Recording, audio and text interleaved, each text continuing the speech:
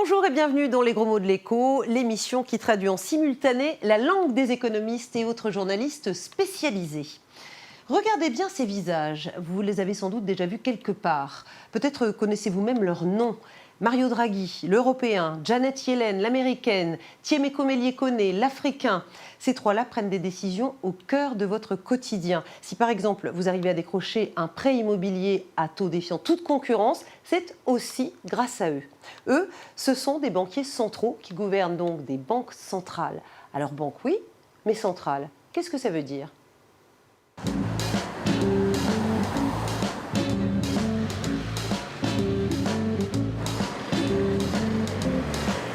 Non, je ne sais pas ce que c'est une banque centrale. Je ne sais pas si c'est à Bruxelles, si c'est aux États-Unis, j'en sais rien du tout. Je ne sais pas. Alors pour moi, une banque centrale, c'est une banque qui régit les autres banques.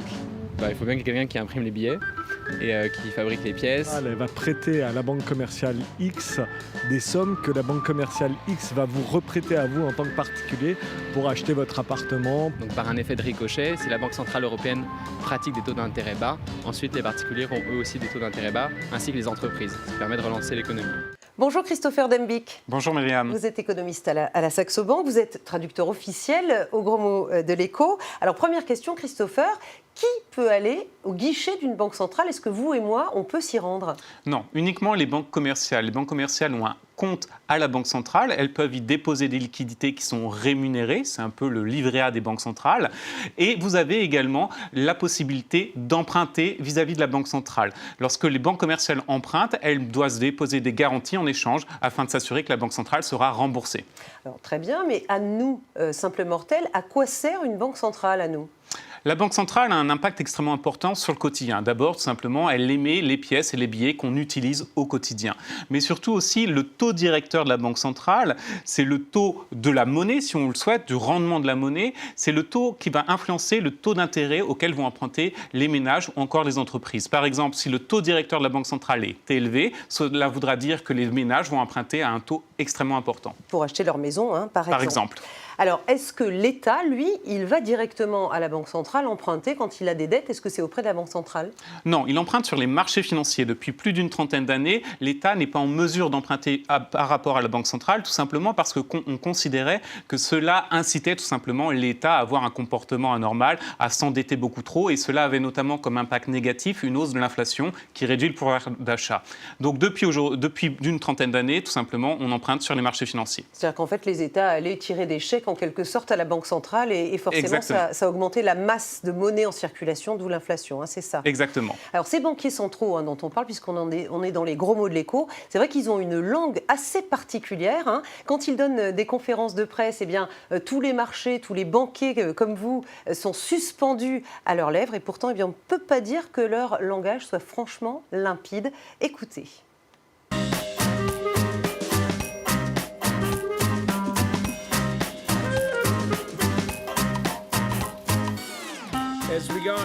Pour ce qui est des mesures de politique monétaire non conventionnelles, le 9 mars, nous avons commencé à acheter des titres du secteur privé libellés en euros dans le cadre de notre programme de rachat d'actifs. La Banque du Japon a décidé de se diriger vers un assouplissement monétaire, à la fois en termes de qualité et de quantité, dans le but de doubler la masse monétaire.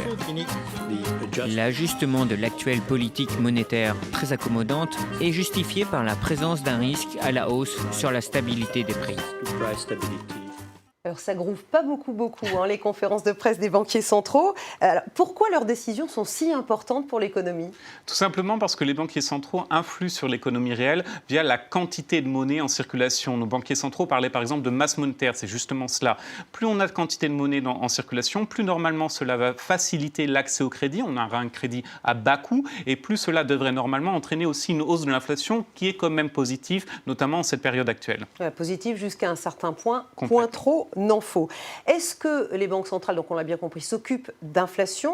Est-ce qu'elles ont d'autres missions ? Est-ce qu'elles ont toutes les mêmes missions d'ailleurs ? Les banques centrales ont au minimum comme objectif l'inflation, mais aussi elles peuvent avoir, comme aux États-Unis, un objectif de plein emploi, à s'assurer notamment que le niveau de chômage soit suffisamment faible pour avoir une dynamique économique positive. En zone euro, l'objectif est uniquement d'avoir une stabilité des prix, donc une inflation qui est inférieure à 2% en annuel. Alors c'est qui le patron finalement des banques centrales? Dernière question. Ces banques, elles sont indépendantes? C'est vraiment les gouverneurs, les patrons? Dans les grands pays développés, les banques centrales sont effectivement indépendantes. La plupart du temps, elles ont simplement à rendre des comptes au pouvoir parlementaire. Au niveau de la Banque centrale européenne, Mario Draghi doit notamment aller au Parlement européen 2 fois par an pour rendre des comptes. Merci beaucoup Christopher Dembick pour ces explications. Merci à Charles Pellegrin qui est le maître des magnétos et des ciseaux virtuels en régie. Merci à l'équipe technique. Merci à vous. J'espère que vous avez tout compris. Si vous avez des questions, n'hésitez pas. Twitter, @lesgrosmots de l'écho. Il y a notre page Facebook. Il y a notre site internet si vous voulez revoir cette émission. www.france24.com. À très bientôt.